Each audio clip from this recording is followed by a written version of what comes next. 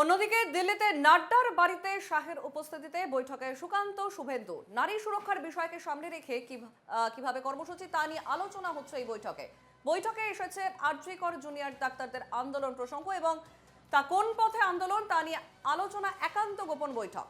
খবর এমনটাই বিজেপি সূত্রে। আমাদের সঙ্গে সরাসরি রয়েছেন সৌরজ্যোতি। আমি আবারও সৌরজ্যোতির কাছে যাব। সৌরজ্যোতি, তবে কি এবার আরজি কর কাণ্ডকে সামনে রেখে ঘুঁটি সাজাচ্ছে বিজেপি?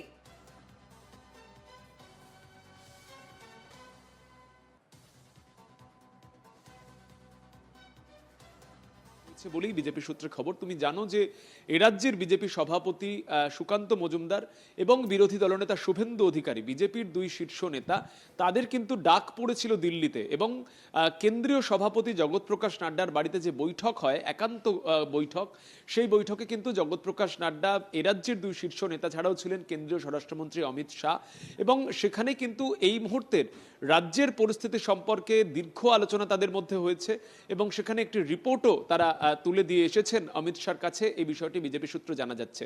বিশেষ করে আরজি করের বর্তমান পরিস্থিতি নিয়ে সেখানে যেমন আলোচনা হয়েছে, ঠিক তেমনই আগামী দিনে আন্দোলন কিভাবে চলবে সেই সম্পর্কিত বিষয় নিয়েও কিন্তু নীল নকশা এঁকে দিয়েছেন কেন্দ্রীয় দুই নেতা। তুমি জানো যে দুর্গাপুজোর সময়ও একাধিক কর্মসূচি রয়েছে, গণস্বাক্ষর কর্মসূচি থেকে শুরু করে আগামী দিনে তারা সেই গণস্বাক্ষরিত যে 1 কোটি পত্র, সেটা নিয়ে রাজভবনে রাজ্যপালের দরবার করবেন, সে বিষয়টিও তারা জানিয়েছেন।